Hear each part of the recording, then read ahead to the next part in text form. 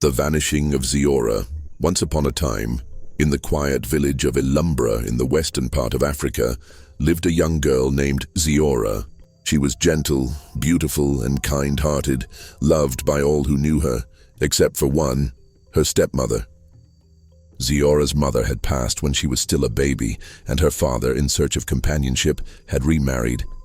Her stepmother, Madame Lika, was a sharp-tongued woman with a heart as cold as a shadowed well. She hated Ziora for her beauty, her light, and the way her husband adored her. Madame Lika would beat her for imagined offenses, feed her last, and send her on endless errands, rain or shine, day or night. One fateful evening, just as the sun bowed out and the moon rose like a silent witness, Madame Lika called out to Ziora. "Go to the market square and fetch onions and yam," she snapped. "And don't come back empty-handed." "But Mama, the market is 2 miles away and it's already dark," Ziora whispered, fear tingling her voice. "Did I ask for your opinion?" Madame Lika barked. "Now go." Ziora wrapped her scarf tighter around her head, held her woven basket close, and stepped into the night. The path to the market was quiet, too quiet. The air felt strange, charged with something unseen. By 9 o'clock, Ziora hadn't returned. Her father paced the floor, anxiety twisting in his stomach. "Where is she?" he asked. Madame Lika folded her arms.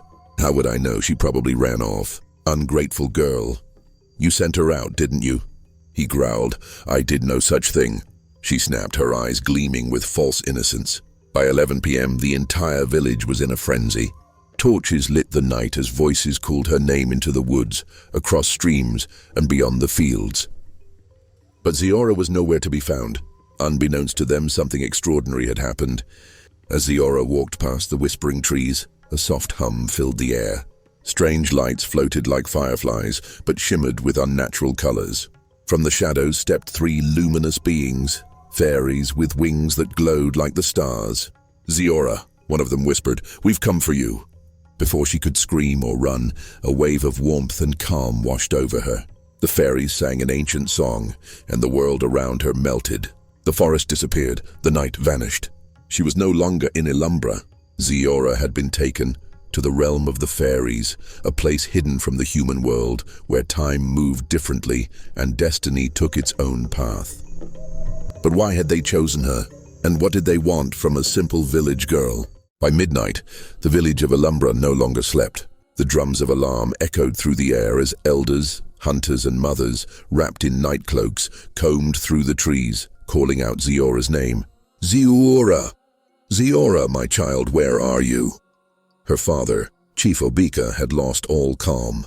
He stormed through the compound with machete in his hand, his voice hoarse from yelling.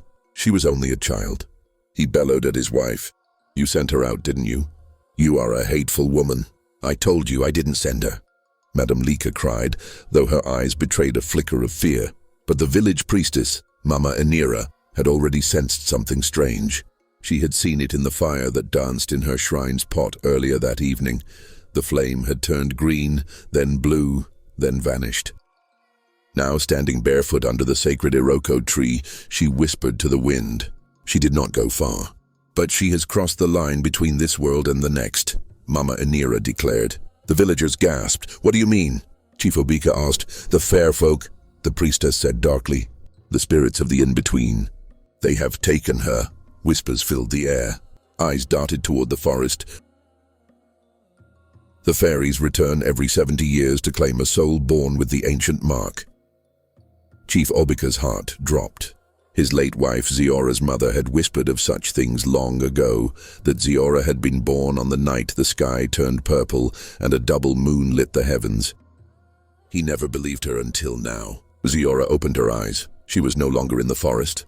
She was standing in a world wrapped in silver mist, under a sky that shimmered with moons, 3 of them, each glowing a different color. Tall, glistening trees twisted like dancers, and creatures moved in the mist, some winged, some with too many eyes. The air pulsed with a melody too beautiful and too haunting to understand. She stood barefoot on glowing stones, her basket now empty. "Where am I?" she whispered. A voice replied, not from a mouth, but inside her head. "You are home." A woman stepped out of the mist. Her skin shimmered like crystal, her eyes were pools of shadow, and her hair flowed like liquid light.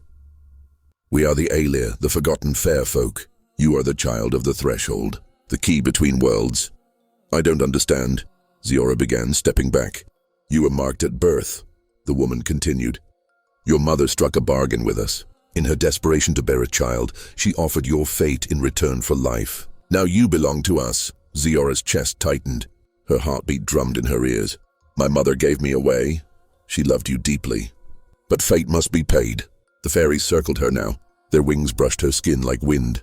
Their voices rose in a harmony that made her dizzy. They were preparing something, a ceremony. A transformation. Ziora realized she would not return the same, if at all. Back in Ilumbra, Mama Inira drew sigils in ash and blood, trying to find a portal, a prayer, a bargain of their own to bring Ziora back before the final moonrise. Time was running out. And the fairies were not kind. As the fairies danced in spirals around Ziora, the ceremony began. They sang in a language older than stars. The ground glowed beneath her feet, forming a symbol, an ancient rune of binding. The mist thickened, her heart pounded. Ziora tried to scream, to run, but her legs wouldn't move. A strange warmth crept through her veins. She could feel something inside her changing, memories unraveling, her voice dissolving into silence. Then the lights flickered, the melody faltered. A sudden wind blew through the realm, a wild, howling force that did not belong. The fairies stopped, their song broke. The elder among them hissed, "No, he's found us." From the shadows of the moonlit forest stepped a tall figure wrapped in a dark, hooded cloak. His face was hidden, but his presence cracked the very air. The fairies recoiled as if struck. "Leave now, mortal," the eldest fairy barked. "This is not your realm."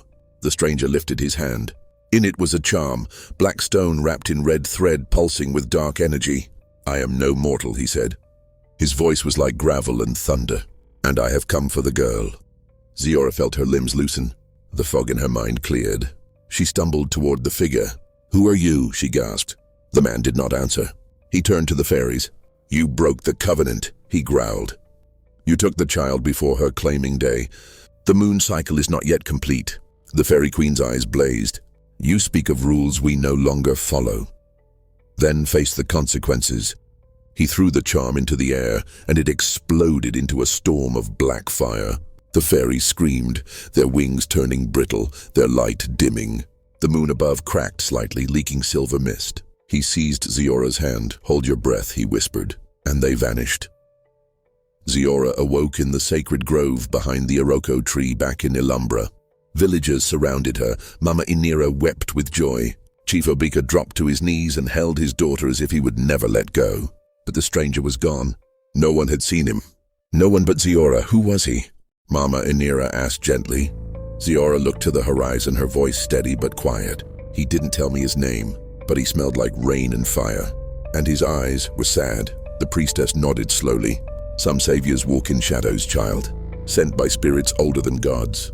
Madame Lika was found the next morning lying outside the compound, eyes wide open, her voice gone. She never spoke again. Some said it was guilt. Others said the fairies marked her for her lies. Ziora lived, but she was changed.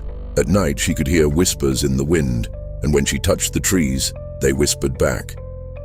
A part of the fairy world had stayed with her, but the villagers didn't fear her, they honored her. She had crossed into the spirit world and returned. She was no longer just a girl. She was the bridge between realms.